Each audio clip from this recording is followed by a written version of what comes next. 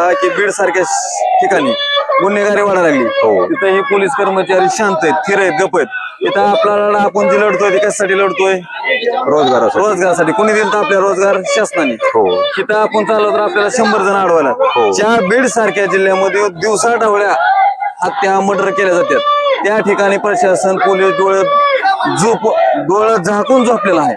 फक्त इथं जिथं खऱ्याचा लढा आहे तिथं फक्त हे पोलीस कर्मचारी अडवण्यासाठी आपल्याला तयार आहे. गोष्टी काय सर, मी सर्वप्रथम तुम्हाला एक सांगतो, मी तुमचा एक व्हिडिओ बघितला होता. तुमचा व्हिडिओ एक होता की तुम्ही एक सांगितलं होतं आपल्या घरापासून सुरुवात करा, शासनाच्या भरोश्यावर राहू नका.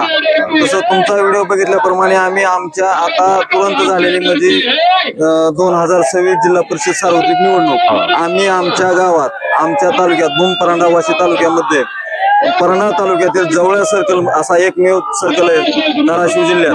तिथं आम्ही ना भाजप, ना काँग्रेस, ना शिवसेना, ना राष्ट्रवादी शरद पवार, ना राष्ट्रवादी अजित पवार गट, आम्ही फक्त अपक्ष निवडणूक उमेदवार निवडून आणलेला आहे. क्षत्रिय चिन्ह.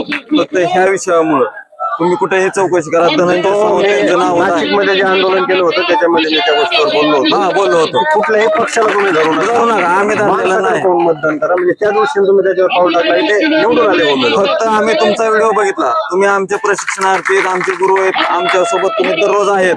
तुमचं लक्षात घेऊन शासन आहे. प्रत्येक वेळेस काहीतरी भांडण लावायचं, निवडून यायचं हे यांच्या डोक्यात आहे. नाही, शासन असो किंवा विपक्ष असो किंवा कोणी असो, हे अशा जे जातीवाद किंवा धर्मवाद पेटवणारे लोक आहेत याच्यामुळे कधी पण देशाचं शेवटी नुकसानच असतं. त्यामुळे अशा लोकांचं न ऐकता जे ओरिजिनल ग्राउंडवरचे मुद्दे आहेत, शेतकऱ्यांच्या पिकाचा भाव असेल तर त्याच्यावर शेतकऱ्यांनी मतदान करायला पाहिजे. आपण जर एखाद्या लेकराचे आई किंवा बाप असू तर त्याच्या शिक्षणासाठी शासन काय करते याच्यावर तुम्ही मतदान करायला पाहिजे. तिसरी गोष्ट, जातीवादावर किंवा जातीवर जोही व्यक्ती बोलल तो तुमच्या स्वतःच्या जातीचा जर असला ना त्याला तुम्ही दूर करायला जोपर्यंत चालू करणार नाहीत तोपर्यंत हे लोक आपल्या राज्याचं आणि देशाचं दिवसेंदिवस हे असंच वाटोळं करत राहणार आहेत. हे बेरोजगारी ही सर्वात मोठी समस्या सध्या राज्यामध्ये नव्हे तर संपूर्ण देशामध्ये आपल्याला पाहायला भेटली. आणि त्यातच मुख्यमंत्री युवा कार्य प्रशिक्षणार्थी जी योजना होती त्याच्यामधल्या प्रशिक्षणार्थ्यांनी प्रशिक्षण दिल्यानंतर हे रोजगार न मिळाल्यामुळे या ठिकाणी आंदोलनाला बसले. त्याचबरोबर आम्ही जिल्हा परिषदेच्या ज्या शाळा आहेत त्या शाळा बंद पडू नये यासाठी पण या ठिकाणी आंदोलन करतो, जेणेकरून मराठी भाषा वाचेल, मराठी शाळा वाचतील आणि गोरगरिबांच्या लेकरांना शिक्षणापासून वंचित होता येणार. आपल्या बरोबर एक प्रशिक्षणार्थी आहेत. आपलं नाव काय? माझं नाव अभिजित अशोक गवारी, राहणार बावची, तालुका परांडा, जिल्हा धाराशिव. मी ग्रामपंचायत विभागाला काम करतो. आता बेरोजगारी ही तुमच्यामध्ये किती मोठी समस्या आहे आपल्या राज्यात? बेरोजगारी साहेब इतकी समस्या बेकार आहे. बेरोजगारी म्हणजे कुठं काय दुसरं इथं ग्रामपंचायत लावलं, पहिलं 6 महिन्याचं प्रशिक्षण शासनाने दिलं, नंतर 5 महिन्याचं वाढवून दिलं. आपण त्याच्या आशेवर बसलो. मी स्वतः मेकॅनिकल इंजिनियर आहे. मी पुण्यामध्ये ॲटलास अॅल्युकॉन कंपनीमध्ये क्वालिटी सुपरवायझर म्हणून होतो. ज्यावेळेस मला ही शासनाने ऍड काढली, नंतर मी तिथं जॉईनिंग केलं, त्यावेळेस मी तिथला राजीनामा पुण्यातला दिलो आणि गावाकडे मी आलो. गावाकडे आल्यानंतर 5 महिन्याचा का 6 महिन्याचा कार्यकाळ पूर्ण झाला. नंतर आपण असेच उपोषण केले. नंतर त्यांनी 5 महिन्याचा कार्यकाळ वाढवून दिला आपल्याला. नंतर आता 11 महिने झाले. 11 महिने झाल्यानंतर आता अशीच उपासमारीची वेळ आपल्यावर. याच्यावर आपण अनेक आंदोलनं केली, पण सरकार काय याच्यावर ठोसपणे काही निर्णय घेताना आपला दिसत नाही. सर, मी सर्वप्रथम तुम्हाला एक सांगतो, मी तुमचा एक व्हिडिओ बघितला होता. तुमचा व्हिडिओ एक होता की तुम्ही एक सांगितलं होतं आपल्या घरापासून सुरुवात करा, शासनाच्या भरोश्यावर राहू नका. तसं तुमचा व्हिडिओ बघितल्याप्रमाणे आम्ही आमच्या आता तुरंत झालेली म्हणजे 2026 जिल्हा परिषद सार्वत्रिक निवडणूक आम्ही आमच्या गावात, आमच्या तालुक्यात भूम परांडा वाशी तालुक्यामध्ये परांडा तालुक्यातील जवळ सर्कल असा एकमेव सर्कल आहे धाराशिव जिल्ह्यात. तिथं आम्ही ना भाजप, ना काँग्रेस, ना शिवसेना, ना राष्ट्रवादी शरद पवार, ना राष्ट्रवादी अजित पवार गट, आम्ही फक्त अपक्ष निवडणूक उमेदवार निवडून आणलेला आहे. क्षत्रिय चिन्ह. फक्त ह्या विषयामुळं तुम्ही कुठेही चौकशी करा. नाशिकमध्ये जे आंदोलन केलं होतं त्याच्यामध्ये मी त्या गोष्टीवर बोललो होतो. कुठल्याही पक्षाला तुम्ही धरू नका. आम्ही धरलेला नाही. कोण मतदान करा म्हणजे त्या दृष्टीने तुम्ही त्याच्यावर पाऊल टाकला ते निवडून आले उमेदवार. फक्त आम्ही तुमचा व्हिडिओ बघितला. तुम्ही आमचे प्रशिक्षणार्थी आहेत, आमचे गुरु आहेत, आमच्या सोबत तुम्ही दररोज आहेत. तुमचं फक्त बघून आम्ही अपक्षाला उमेदवाराला निवडून आणलं. ही सुरुवात माझ्या भूम परांडा वाशी तालुक्यातनं, धाराशिव जिल्ह्यातनं, परांडा तालुक्यातील जवळा गटातनं आम्ही करून दाखवली शासनाला. छान गोष्ट तुम्ही झाली. आणि मला मी जे काम केलंय आतापर्यंत खरंच त्याच्यातलं जर काही जर मला भेटलंय फळ तर तुम्ही आता बोललात हे पहिलं फळ आहे माझ्या कामामध्ये. हे फळ आमचं जे आहे ते तुमच्यामुळे अपक्ष उमेदवार निवडून आला. आपला कुठल्या पक्षावर विश्वास राहिलेला नाही ना कुठल्या सरकारवर विश्वास राहिलेला नाही आणि काहीच राहिलेलं मला नाही. पुनश्च तुम्हाला एकदा सांगायचं की मी पाठीमागे त्यावेळेस बोललो होतो की असा उमेदवार शोधा. आपण उमेदवाराकडे पाहिजे तो कुठल्या पक्षाचा आहे हे तुम्ही पाहायचं नाही, उमेदवाराकडे पाहिजे. त्याचं कारण काय की आपल्या इथं लोकशाही आणि संसदीय पद्धतीने आपली लोकशाही चालते. त्याच्यामध्ये तुमचा जो एरिया आहे, तालुका असला तर तिथं आमदार, जिल्हा असेल तर तिथं खासदार, तिथं पंतप्रधान खासदाराच्या जागेवर काम करायला येत नसतो. ते तुमच्या खासदारालाच करावं लागतं. त्या उमेदवाराकडे बघून इथून कुठेतरी मतदान करत जा, जसं की यांनी सुरुवात केली आणि तो उमेदवार अगदी निवडून पण आला. आणि अशा पद्धतीने 2,500 मतांनी तो उमेदवार निवडून आला जिल्हा परिषदला. अशा प्रकारे परिवर्तन होत असतं आणि काय होतं की कुठल्याही नेत्याची एकाधिकारशाही तिथं होत नाही. मला दुसरा प्रश्न तुम्हाला असा विचारायचा आहे की जर बेरोजगारीची समस्या जर अशीच राहिली तर आता आपण पाहतो की जिल्हा परिषदेच्या शाळा एकीकडे बंद पडायला लागतात आणि आपण बेरोजगार आहेत. आता तुमचेच मुलं उद्या जर शाळेत टाकायचे म्हणजे झेडपीची शाळा जर बंद पडलेली असली तर तुम्हाला एका विद्यार्थ्याला 50,000 ते 1,00,000पर्यंत खर्च करावा लागणार आहे. इथं तुम्ही 10,000 रुपये पगार शासनाला फक्त मागतात. म्हणजे वर्षाची कमाई 1,20,000 रुपये असणार आहे. पण 2 जर मुलं असले तर त्यांचं शिक्षण पण तुमच्याकडून घेणं, हा जॉब जरी हा रोजगार जरी भेटला तरी ती शाळा बंद पडल्यावर तुम्ही करू शकणार नाही. सर तुम्हाला सर्वप्रथम सांगतो, जिल्हा परिषद शाळेचं खाजगीकरण ही शासनाने मूळतः भाजप महायुतीने चालू केलेलं आहे. आता तुम्ही कुठल्याही गावात जाऊन शासनाची परिस्थिती बघा. जिल्हा परिषद शाळेमध्ये 10, 12, 15 माझ्या स्वतः गावामध्ये 7वी पर्यंत वर्ग आहेत, 23 मुलं आहेत, 4 शिक्षक आहेत आणि 7वी पर्यंत हे सर्व याच्यामध्ये शासन सांगतं की आम्ही डोक्यावर तुम्हाला शिक्षक देऊ. 20 पटसंख्या झाली तर तिसरा शिक्षक 20च्या नंतर देतात. बरोबर आहे. 20च्या आत तुम्हाला 2 शिक्षक राहतात, 2 किंवा काही ठिकाणी एकच आहे.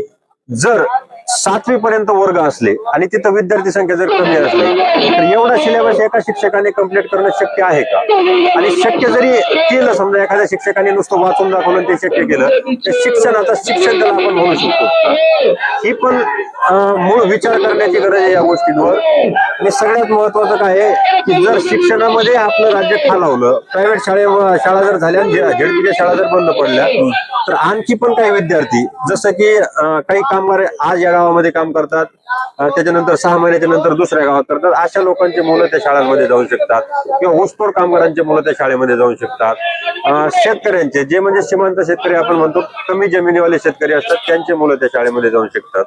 त्यांचं शिक्षण खंडित होईल आणि त्यांचं शिक्षण खंडित झाल्यावर त्यांच्या आयुष्यामध्ये ते काहीच करू शकणार नाहीत. जसं की आपण जीविताचा अधिकार देतो, जगण्याचा अधिकार देतो आपलं संविधान आपला राईट टू एज्युकेशन पण देतं, शिक्षणाचा अधिकार पण देतं. पण तो अधिकार कुठंतरी हळूहळू प्लॅनिंग नुसार काढून घेत चालले ते काय असं चाललंय.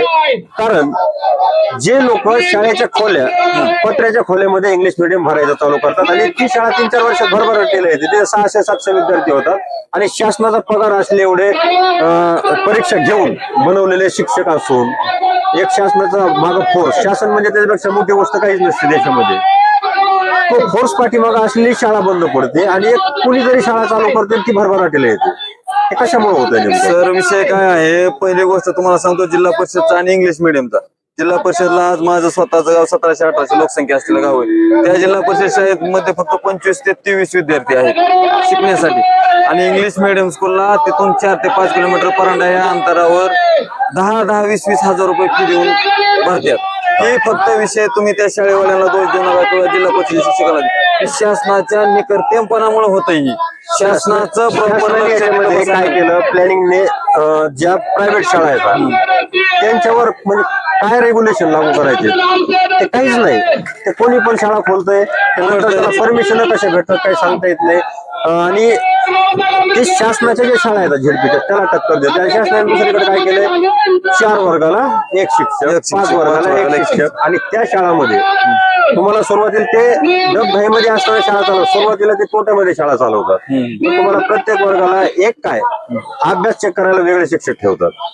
त्या शिक्षकांना पण 10-10 हजार रुपये आसपास पेमेंट असतं आणि त्या शिक्षकांची पण आयुष्यभर हॅरेसमेंट होते, कारण त्याला चांगला रोजगार त्या प्रायव्हेट शाळेतल्या शिक्षकाला भेटत नाही. ती पण एक प्रकारची छुपी होई बेरोजगारी आपण जे म्हणतो, लपलेली बेरोजगारी, त्याचा सामना ते प्रायव्हेट शाळेमधले शिक्षक करतात. आता मला तुमच्याबद्दल, तुमच्या गावाबद्दल विचारायचंय. तुमच्या गावामध्ये असे किती मुलं असतील, किती बेरोजगार असतील? आमच्या गावामध्ये 1600 ते 1800 लोकसंख्येचं गाव आहे. 1275 मतदान आहे. एक 1800 लोकसंख्येच्या आसपास आमच्या गावात कमीत कमी सर आमच्या गावात एक 100 ते 200 पोरं, 150 पोरं बेरोजगाराचे आहेत माझ्यासोबत. मी स्वतः मेकॅनिकल त्या इंजिनियर गावाची बेरोजगार आहे. लोकसंख्या 16 ते 17,000 आहे. 1717 1617 लोकसंख्या आहे. त्या गावामध्ये 100 ते 150. 100, 150, 200 जर मुलं, युवक बेरोजगार जर असतील तर आपण त्या गावानुसार बाकीच्या गावाची परिस्थिती थोडी बहुत म्हणजे कमी जास्त प्रमाणात तशीच आहे. एवढ्या प्रमाणामध्ये बेरोजगारी वाढली. बेरोजगारी सुरुवातीला 2014च्या आसपास 3.2% होती. 3.2 ते 3.5% आसपास दरम्यान होती. आता ती डबल झाली, जवळपास 6.5% शासनाच्या निकर्तेपणामुळे, शासनामुळे. आणि वरून शेतकरी जर आपण म्हणलं तर शेतकऱ्याच्या पण पिकाला ह्या वर्षी कुठल्याच पिकाला भाव नाही. शासनाच्या पिकाचं सरकारचं सांगायचं झालं साहेब, पहिला मोस्ट गोष्ट मराठवाड्यात महापूर आला. मराठवाड्यात महापूर आल्यानंतर शासनाने फक्त 30% शेतकऱ्यांच्या अकाउंटला पैसे सोडलेले आहेत महापुराचे. मंत्री आले, म्हणजे खासदार आले, याचा मंत्री परिणाम आले. होतो की ते बेरोजगार जे मुलं आहेत, बेरोजगार जे विद्यार्थी किंवा तरुण आहेत, ते शेतीमध्ये जर त्यांना शेती करायचं म्हटलं, रोजगार तर कुठं भेटतच नाही, पण शेती जर करायची म्हटलं तर शेती पण परवडत नाही. शेती त्यांच्याकडे दुसरा पर्याय काय? दुग्ध व्यवसाय आहे. दुग्ध व्यवसाय तर दुधाला दर शासनाने कमी केलेला आहे. नुसत्या दुधावर जमत नाही. शेती करायची म्हणलं तर सर आता आमच्या इकडे मराठवाड्यामध्ये सगळं धुवून पुसून गेलंय. भूमपराडा, वाशी, धाराशिव, सोलापूर, पुन्हा बीड, धाराशिव, इथं शासनाला जी शासनाने मदत केली शेतकऱ्यांना, फक्त 30% शेतकऱ्यांना मदत आज पुसली. तिकडे यावा, शेतीत उतरावा तर शेतीचं पहिलं नुकसान झालं. तिकडे जावा तर शासनाने हे अवलंबन वापरलेलं. एक तरी प्रशिक्षणाला त्यांना काहीच करायचं कळा नाही. एक तर शेती करावा, शेतीत लॉस जाते, शेतीतलं लॉस झालं, तिकडे जावा, गावात शेती करावं म्हणलं तर शेतीतलं काय जमा नाही गेलं. म्हणजे सगळीकडूनच ना शेती परवडते आणि ना रोजगार. ना रोजगार अशा परवडते. दुविधामध्ये आज तरुण आपला आहे. आणि या तरुणाकडं भविष्यामध्ये तरुणांच्या लग्नामध्ये समस्या येतात, त्यांचे लग्न होत नाहीत. त्यांना लग्न जर झालं तर परिवार सांभाळण्याच्या समस्या येतात. आणि यातून तरुणही कुठेतरी व्यसनाधीन होण्याच्या मार्गावर जाते. आणि त्याच्यानंतर आपल्या बीड सारख्या एरियामध्ये आपण पाहिलं असेल की क्राईम करण्याकडे सुद्धा लोक वळायला लागले, तरुण वळायला लागलाय. या सगळ्या गोष्टी फक्त शासनाच्या निष्काळजीपणामुळे व्हायला लागल्यात. त्यामुळे शासनाने एक शासन म्हणून, एक जिम्मेदार म्हणून, एक मायबाप म्हणून या तरुणांना कुठल्या ना कुठल्या प्रकारे रोजगार मिळवून द्यायला पाहिजे. एक मुद्दा तुम्हाला सांगतो, तुम्ही आता मुद्दा घेतलेला की बीड सारख्या ठिकाणी गुन्हेगारी वाढायला लागली. तिथे हे पोलीस कर्मचारी शांत आहेत, स्थिर आहेत, गप आहेत. इथं आपला लढा आपण जे लढतोय ते कशासाठी लढतोय? रोजगारासाठी. कोणी दिलं तर आपल्या रोजगार? शासनाने. तिथं आपण चाललो तर आपल्याला 100 जण अडवायला. ज्या बीड सारख्या जिल्ह्यामध्ये दिवसा ढवळ्या हत्या, मर्डर केल्या जातात, त्या ठिकाणी प्रशासन, पोलीस डोळं झाकून झोपलेला आहे. फक्त इथं जिथं खऱ्याचा लढा आहे तिथं फक्त हे पोलीस कर्मचारी अडवण्यासाठी आपल्याला तयार आहे. गोष्टी काही इथं म्हणजे मला जाणवल्यात. मी त्या गोष्टीवर कमीत कमी प्रमाणात बोलतो, कारण माझा तुम्ही अगोदरचा व्हिडिओ पाहिला असेल की वंजारी आणि मराठा 2 लोक माझ्या गावामध्ये राहतात. अर्धी लोकसंख्या आहे. ही शिवजयंती मी दोन्ही लोकांना एकत्रित आणून आणि पहिल्यांदाच एकदम उत्साह साजरी केली. त्याचं कारण असं होतं आमच्या डोक्यामध्ये की पूर्ण जिल्ह्यामध्ये वंजारी आणि मराठा हा वाद कुठेतरी पेटवला जातो. ते वाद पेटवणं याच्यामधून काय झालं, ह्या वादाकडे 3 वर्ष मी पाहतो. इलेक्शन आलं की वंजारा किंवा मराठा ओबीसी अशा प्रकारे वाद पेटवले जातात आणि पूर्ण मतदान त्याच्यावर होतं. ह्याने आपलं नुकसान काय व्हायला लागलंय की जे बेसिक खरे मुद्दे, तुमचा रोजगाराचा मुद्दा आहे, तुमच्या लेकरांच्या शिक्षणाचा मुद्दा आहे, शेतकऱ्यांचा मुद्दा आहे, हे मुद्दे कुठेतरी फाट्यावर मारले जातात. त्या मुद्द्याकडे ना मीडिया लक्ष देते आणि मीडियाला मला विशेष सांगणे की या मुद्द्याकडे तुम्ही वळा. तुम्ही ह्यांच्या हे जे जाती वाद पसरवणारे जे लोक आहेत त्यांच्या समोर सारखे माईक घेऊन हजर येतं. काय तुमचं मत आहे? आणि हे आमच्या जिल्ह्याला त्याचा सगळ्यात मोठा तोटा झालाय सर. तर ह्याच्यामध्ये तुमच्या साईडला ह्या जो जातीवादाचा प्रकार आहे हा किती प्रमाणावर अफेक्ट करतो? सर, सर्वप्रथम मी तुम्हाला सांगतो, तुमचा बीड जिल्हा आहे, माझा धाराशिव जिल्हा आहे. तुमच्या आणि माझ्या जिल्ह्यात असं काय अंतर जास्त नाही. सर्वप्रथम मी तुम्हाला सांगतो, महाराष्ट्राच्या जनतेला सांगतो की ही फक्त आपलं शासन म्हणा किंवा कार्यकर्ते पक्ष ह्यांचा इलेक्शन आला की हे चालू करतात. जाती धर्म तुम्ही जसं तुम्ही सांगितलं की आता माझ्या नाही, गावात मी वंजारी आणि त्याच्यावर मराठा आहे. बोललो नाही कधी. तुम्ही मिळून शिवजयंती केली हो. तसंच मी माझ्या गावातलं सांगतो की आमच्या गावात शिवजयंती झाली प्रत्येक वर्षी होती कोणाची अडचण नसते हो. पण इलेक्शन जवळ आलं की जातीय तेढ गावातील काय पुढारी तयार करतात आता आमच्या गावात नाही, मुस्लिम नाही, बांधव ते आहेत. अगदी हाय लेवल पासून खालच्या लेवल पर्यंत होतंय ते. हो आणि आता आमच्या गावात सर मुस्लिम बांधव आहेत आता मुस्लिम बांधवांचं आमचं कधीच काय नसतं पण नेमकं तुम्हाला सांगतो इलेक्शन जवळ आलं कोणतरी गावातला एखादा पुढारी येणार आणि उगाच आणि मराठा आणि मुस्लिम भांडण लावून म्हणजे भांडण किंवा हे करून देणार पण ही विषय जनतेने किंवा आपल्या सर्वसाधारण गोरगरिबांनी लक्षात घेऊन नये शासनाने प्रत्येक वेळेस काहीतरी भांडण लावायचं निवडून यायचं हे यांच्या डोक्यात आहे फक्त. नाही, बाकीचं- शासन असो किंवा विपक्ष असो किंवा कोणी असो हा. हे असे जे जातीवाद किंवा धर्मवाद पेटवणारे लोक आहेत याच्यामुळे कधी पण देशाचं शेवटी नुकसानच असतं. त्यामुळे अशा लोकांचं न ऐकता जे ओरिजिनल ग्राउंडवरचे मुद्दे आहेत शेतकऱ्यांच्या पिकाचा भाव असेल तर त्याच्यावर शेतकऱ्यांनी मतदान करायला पाहिजे. आपण जर एखाद्या लेकराचे आई किंवा बाप असू तर त्याच्या शिक्षणासाठी शासन काय करते याच्यावर तुम्ही मतदान करायला पाहिजे. तिसरी गोष्ट जातीवादावर किंवा जातीवर जोही व्यक्ती बोलल तो तुमच्या स्वतःच्या जातीचा जर असला ना त्याला तुम्ही दूर करायला जोपर्यंत चालू करणार नाहीत तोपर्यंत हे लोक आपल्या राज्याचं आणि देशाचं दिवसेंदिवस हे असंच वाटोळं करत राहणार आहेत. त्यामुळे यांचा विरोध करायला शिका. यांना काहीच नका करू. जसं की यांनी सांगितलं की तिसराच उमेदवार मग तुम्ही कोणीच नको विरोधी पक्ष बिकम आणि जर कोणीच तिथं अपक्ष जरी व्यवस्थित नसला तर नोटा मारा. मी असं सांगितलं होतं त्यावेळी. हो बरोबर नोटाला जिंकून येऊ द्या म्हणजे यांना पण एकदा लायकी कळल्याच्या नंतर लोकशाहीमध्ये लायकी काय असते की तुम्ही किती पावित्र्य तुमच्या वागण्यामध्ये आहे वर्तणुकीमध्ये आहे याला लायकी म्हणतात लोकशाहीमध्ये नेत्याची. तो नेता सगळ्यांना समान मानणारा असावा. गोरगरिबांना किंवा कोणीही असो कुठल्या जातीचा असो कुठल्या धर्माचा असो त्याच्यासाठी तो त्याच्या सर्कल मधला एक व्यक्ती असतो आणि त्याच्यासाठी त्याला काम करायचं असतं त्या पद्धतीने काम करायला पाहिजे. याच ठिकाणी आपण थांबू. जय हिंद जय महाराष्ट्र.